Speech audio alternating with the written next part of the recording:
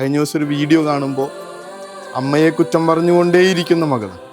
എന്ത് പറഞ്ഞാലും അമ്മയെ കുറ്റം, അമ്മയ്ക്ക് തടി കൂടുതലാണ്, അമ്മ ഇരുന്നാൽ അങ്ങനെയാണ്, അമ്മേൻ്റെ കൂടെ വരണ്ട.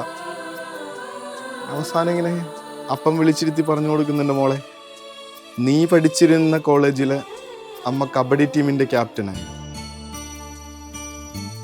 നീ ആയിരിക്കുന്ന ഈ സമയത്ത് അമ്മ നിന്നേക്കാൾ കൂടുതൽ ഓടി നടന്നിട്ടുണ്ട്, നിന്നേക്കാൾ അഭിമാനം കുടുംബത്തിന് കൊടുത്തിട്ടുണ്ട്.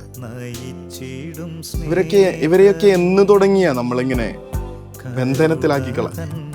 സ്നേഹമെന്ന് പറഞ്ഞ്, കരുതലെന്ന് പറഞ്ഞ് അവരോടൊന്നും അവർക്കിഷ്ടമുള്ളതൊന്നും ചെയ്യാൻ പറ്റാത്ത വിധത്തിൽ, എനിക്കിഷ്ടമുള്ള കറി ഉണ്ടാക്കിയില്ലെങ്കിൽ, ഭക്ഷണം ഉണ്ടാക്കിയില്ലെങ്കിൽ മുഖം വീർപ്പിച്ച ഈ ഭക്ഷണത്തിന് മുൻപിലിരിക്കുന്ന ഞാൻ ആലോചിക്കേണ്ടതല്ലേ?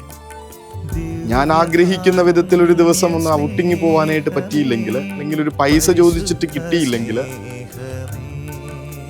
വിരുന്നുകാര് പുറത്തുനിന്ന് വരുമ്പോൾ അപ്പനോ അമ്മയ്ക്ക് എന്തെങ്കിലും തെറ്റുപറ്റിപ്പോയാൽ എന്തൊരു ബഹളമാണ് നമ്മുടെ വീടുകളിൽ. സ്വാതന്ത്ര്യം കൊടുക്കുക ഓരോരുത്തർക്കും. ഇത് ജൂബിലി വർഷമാണ്. കർത്താവ് ഒന്നാമത്തെ വായനയിൽ പറയുന്ന കാര്യമാണ്. ഓരോ ദിവസങ്ങളും ജൂബിലി വർഷമായിട്ട് കണക്കാക്കിയിരുന്നെങ്കിൽ, പ്രിയപ്പെട്ടവരെ ഇങ്ങനെ തളർത്തിക്കളയാത്ത വിധത്തിൽ ഒരു സംസാരം പോലും നമ്മുടെ വായിൽ നിന്ന് വരാതിരുന്നെങ്കിൽ എത്ര നന്നായിരുന്നു.